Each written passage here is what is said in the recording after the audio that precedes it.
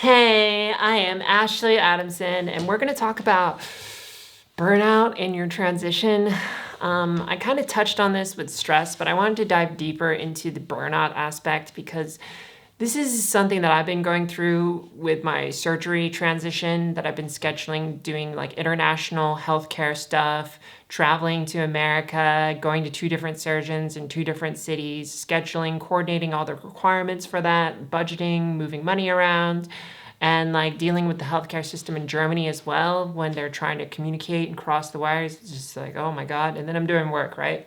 So I want to talk about burnout because I also make these episodes and I've been kind of like a little bit, I missed 2 or 3 episodes last week and I'm really sorry for that. And I haven't been replying to comments, but I've been seeing them and I've just been like, I just can't right now. I can't even take care of my basic life. I have like stuff all in my room taking up space. And I remember crying very, very deeply on Sunday last week about how I didn't even want to start the week because I knew that it was going to be so hard. It felt like such a huge burden. So this is what I wanted to talk about today, which is like understanding when you're doing too much, understanding burnout, and understanding how to move through a process of self-care and taking care of yourself.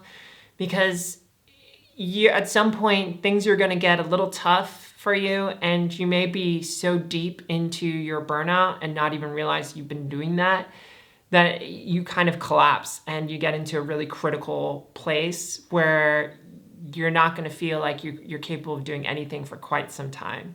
Have you ever been there? Have you ever felt like the results of not taking care of yourself has really added up to a lot of weight? Yeah, so for me, like my burnout with all of this transition stuff, really, I didn't notice it. I've actually been on a path to burnout for probably about 6 weeks, where I've been coaching a lot of other people who are trans, been making these videos 5 a week, and I've been working and also going out to see therapists and coordinating and doing all these things, and constantly pushing myself to do more and more and more and more. And I'm working on this femininity program and I'm going to write a book and I got all these other things. And people are like, hey, like, don't you think you're doing too much? And I'd always say to myself, no, I'm not doing enough. And that like fundamental belief system was kind of like what led me to this point of burnout.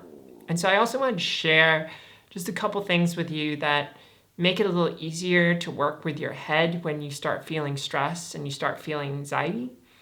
There's a part for me that starts to think about all the things that I have to do. Do you ever get that in your head where you're like, okay, now I gotta do this and I gotta do that and I gotta do this? And in isolation, it becomes even harder because you lose track of time. So you're starting to plan things to try and get yourself to do things right.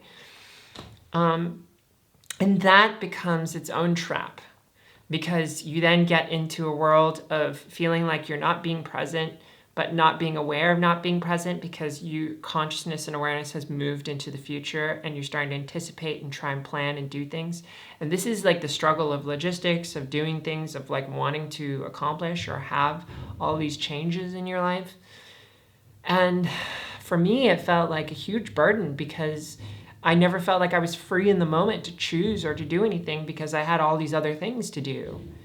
And so this is a really stupid or simple thing, but it's worked for me, is when you start to notice that your head gets in a space where you're just like thinking about the future a lot, you can just start blurting out nonsense in your head, like that, and quieting the programming of your subconscious to start like going out there. You just kind of scramble the signal for a little bit and it helps you reset and bring you back to the present. There's that version, which is the mental, but there's also the physical where you could just like literally throw your hands out.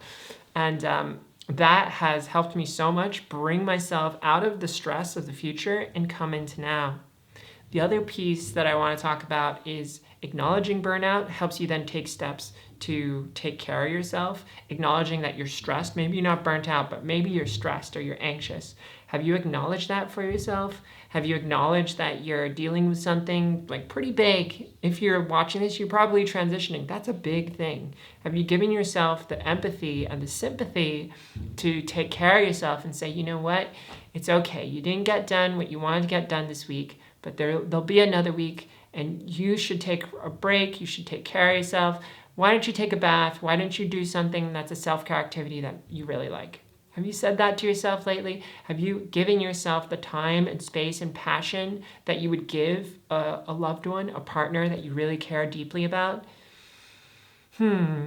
This is a way that we need to approach ourselves sometimes, is we really need to be our best version of our soulmate, the person that we want to give love to, that we believe is out there. Maybe we are with them. You got to be the best version of your soulmate to you, because no one's going to care for you more than yourself. And I hate to see it when people don't understand that they need to take care of themselves. So I wanted to share that with you. And then the last thing is giving yourself space to just be like, you know what, I don't feel like it. I don't feel like doing this. I don't feel like doing that. If you have a long list of things, it can just get overwhelming, and you got to do this, and you got to do that, and you got to that. If you don't feel like it, you actually just go like, no, I'm not going to do it. If you're like, yeah, sure, I'll do it, that'd be great. What I do is I write my goals on a little Post-it note for the day, so I can help prioritize without feeling like I'm stuck within a time pattern. It's just do it as you want. And if I don't feel like doing it, I just go, you know what, no pressure. It's okay, because if I apply pressure to myself and I don't want to do it, I'll do it. But it comes at the cost of energy, of feeling like you're kind of trapped and in a prison. And I feel like that a lot now, especially with lockdown and hard lockdown happening over in Germany. I don't see many people. I don't have a lot of freedom here. And so kind of boxing myself into saying, you have to do this, is like another layer of freedom that I kind of like construct non-freedom around myself. So, wherever you are in your quarantine, I hope you're finding freedom and you're finding space and self-care for yourself. And these were just some tips that I wanted to share with you in case it helps. And let me know if it does, or if it gives you some kind of reflection to discover something for yourself. I'd love to hear. So this is the end of tea time for today. And I'll see you next week. Bye. Cheers.